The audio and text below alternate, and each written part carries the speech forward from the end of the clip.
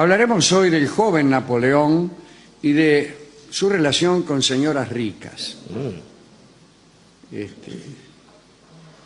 Además de numerosos encuentros con muchachas que le gustaban mucho, en su juventud Napoleón tuvo otras citas con damas que en verdad podían ser de su conveniencia económica, digamos.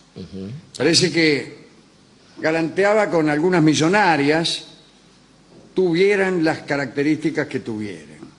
Por el año 1795 Napoleón andaba por París. Lo había convocado el ejército para servir después de los episodios de la Vendée. No se escribe así, la Vendée es la Vendée con B corta y separado. Y es el nombre de una región donde se produjo, yo calculo que en 1793, porque así se llama el libro de Víctor Hugo. De Víctor Hugo, claro. Se llama el 93. Una rebelión realista, ¿no?, en contra de la Revolución Francesa. Un intento de restauración del poder monárquico. Un intento de restauración de la monarquía. Allí, en ese libro es donde Víctor Hugo cuenta la famosa historia del marqués de Lantenac, que era un tipo que comandaba una nave en la que uno de sus tripulantes dejó suelto un cañón durante una tempestad y ese cañón suelto, bueno, puso en peligro la nave, casi la hace zozobrar, claro. Pero él mismo que había cometido el descuido en un acto de heroísmo se arriesgó y pudo sujetar él solo el cañón que estaba suelto por su propio descuido. Entonces el marqués de Lantenac condecoró primero a ese marino y luego lo mató, lo mandó fusilado. Siguiendo una forma de justicias brutales e insensatas que le gustan muchísimo a cierto público, a ciertas personas, que creen que conviene que haya en la justicia un poco de insensatez para, de ese modo, hacerla más rigurosa y hacer su cumplimiento más meritorio, como diciendo, aun cuando la justicia nos conduzca a la desgracia y a la insensatez, debe ser honrada y es justicia y hay que cumplir. Lex dura lex sed lex. Es una estupidez, si me permite. Es una estupidez. Bueno, ese era el marqués de Lantenac, que nada tiene que ver con esto. Pero sí aquella revuelta en virtud de la cual Napoleón había sido convocado a París, donde no había ninguna revuelta, desde luego. Bueno, y Napoleón estaba preocupado por su futuro. Lo que deseaba era conseguir una señora con fortuna, capaz de proporcionarle un cierto confort. Y primero pensó en casarse con una prostituta arrepentida, Madame La Bouchardie, que tenía 54 años, que es una edad adecuada para irse arrepintiendo.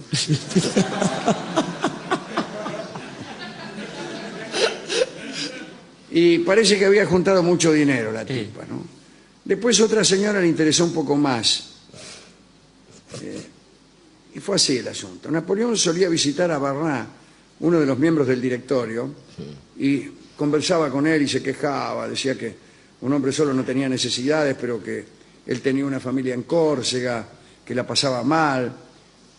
Barras le pidió que tuviera paciencia, pero bueno, Napoleón estaba desesperado. Barras le dijo que el único medio para progresar rápidamente era el mismo que se utilizaba en el antiguo régimen, es decir, casándose con mucho dinero, con alguien que tuviera mucho dinero. Los nobles en el antiguo régimen solían arreglar su ruina casándose con nobles de menos apellido, pero más plata. Cambiando alcurnia por guita. Que así es. Bueno, en el momento en que Barras contaba o aconsejaba a Napoleón, entró en la sala Madame de Montpensier. Madame de Montpensier se llamaba en realidad Marguerite Brunet. Había nacido en 1730 y incurrimos en esta prolijidad para hacer notar que tenía 65 años, ya que hemos dicho que estábamos en 1795. podríamos contar algo de ella. Había viajado a América, había sido actriz del teatro francés, había tenido un amante que le había instalado una pequeña sala de espectáculos en Versalles. Digamos, Alejandro, que en el siglo finales del XVIII, tener 65 años frente a una expectativa de vida que no superaba los 40 y pico, ahora. Claro, exactamente, era mucho más. Bueno, había sido detenida durante la Revolución y a punto de ser ejecutada consiguió la libertad. Bueno, muy coqueta la vieja, Madame de Montpensier, llegó a lo de Barras, mientras el Barras estaba conversando con Napoleón. Madame se quejó un poco de la inseguridad que reinaba en París y dijo: vosotros sois hombres y militares, saldréis sanos de esto, pero ¿cuál será nuestra suerte? Mujeres solas y sin apoyo, ¿eh? Cuando decía esto le dirigía unas miradas a Napoleón, como diciendo... No sé si me explico. Sí. Napoleón tenía 29 por aquel entonces. En eso Bonaparte pregunta: ¿la señora no tiene un marido? Y después dijo, cuando se enteró de que no tenía, dijo: bueno, siempre usted puede estar segura de que no le van a faltar brazos masculinos para defenderla. Medio como postulándose. Barras interrumpió la conversación, dio algunos datos de Madame de Montpensier, dijo que no tenía esposo, que tenía una buena fortuna, etc. Y Napoleón se empezó a entusiasmar, ¿no?, con la idea de conseguir la mano de Madame de Montpensier. Cuando la señora abandonó la casa, Barras le dijo a Napoleón que ya tenía todo cocinado para que se casara, para que Napoleón se casara con su amiga. Solo le recomendó que esperara. Bonaparte esperó. Barras fue a lo de Madame de Montpensier, le preguntó si quería casarse. La respuesta fue que sí. Deseaba terminar su vida casada y tener un protector, dijo. Inmediatamente Barras dijo: os he encontrado lo que necesitáis. Se trata de aquel joven militar al que visteis en mi casa y que se fijó mucho en vos. Os encontró encantadora y está dispuesto a demostrároslo. La respuesta de Madame fue la siguiente: ay, pero si podría ser su madre. Sí. Barras minimizó el hecho y dijo que aquel muchacho tenía una mentalidad que sobrepasaba sus 29 años. Así que Barras armó una cena para que los futuros esposos se encontraran. Bueno, la comida fue muy alegre. Durante el postre se hicieron proyectos para el porvenir. Bonaparte hablaba de su familia, a la que esperaba hacer conocer a Madame de Montpensier. Se despidieron con la idea de casarse en Reims. Bien. Pero vino a suceder algo. Napoleón supuso ingenuamente que la unión con una dama de esas características, vamos, con una edad tan adelantada, implicaría solo unos años de noble y casto acompañamiento. Claro. Pero se equivocó. Citemos al cronista. La noche siguiente a la cena en lo de Barras, Madame de Montpensier invitó a Bonaparte a su casa.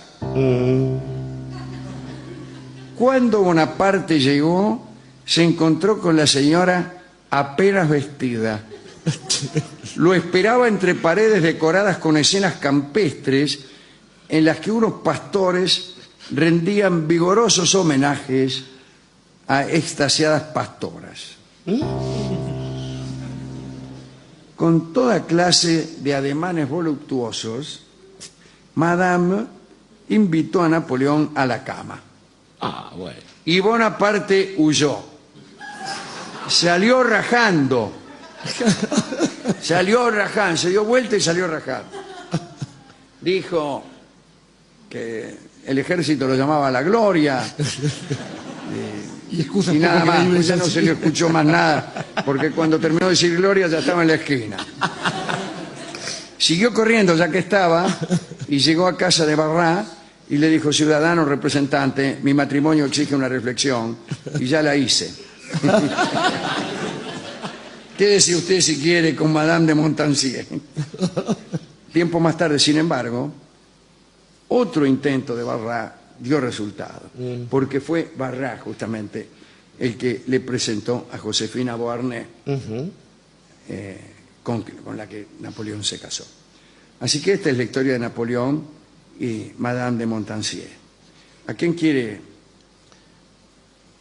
dedicar esto? Yo creo que Napoleón Bonaparte es un amigo de este programa y es alguien a quien en más de una ocasión hemos reivindicado, y su coraje ha tenido que ver muchas veces con aquellas cosas a las que otros hombres no se atrevían. Afortunadamente hay límites para todo.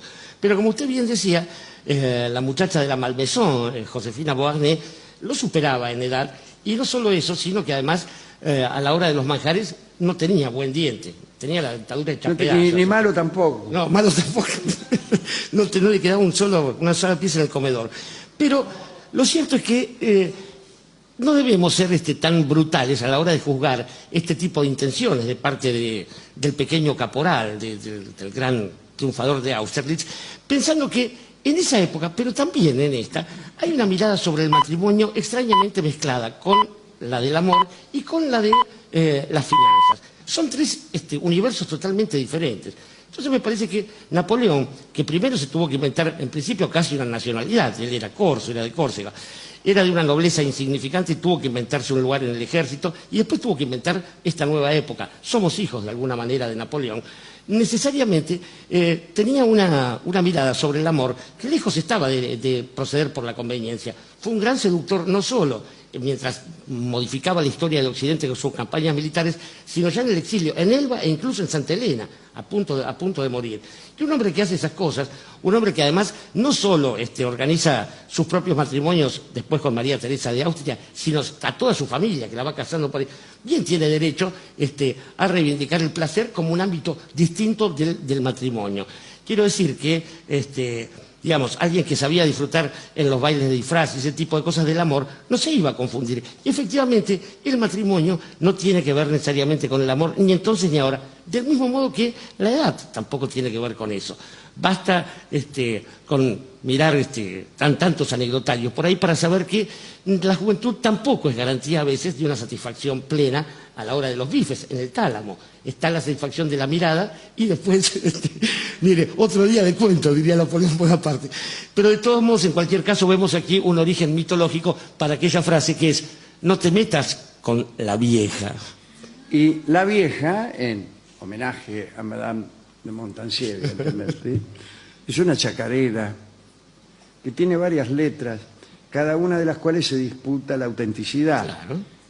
Sin darse cuenta de que una letra que habla de su autenticidad, evidentemente es posterior a la puesta en tela de juicio de esa autenticidad. Bien, como quiera que sea, hay que decir que estas letras no hablan de Madame de Montpensier. Las simulan, claro.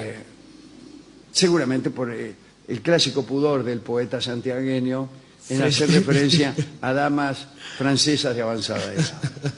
Escucharemos ahora al estupendo grupo vocal argentino del Chango Farías Gómez. Qué lindo. Cantando esta chacarera que se llama La Vieja.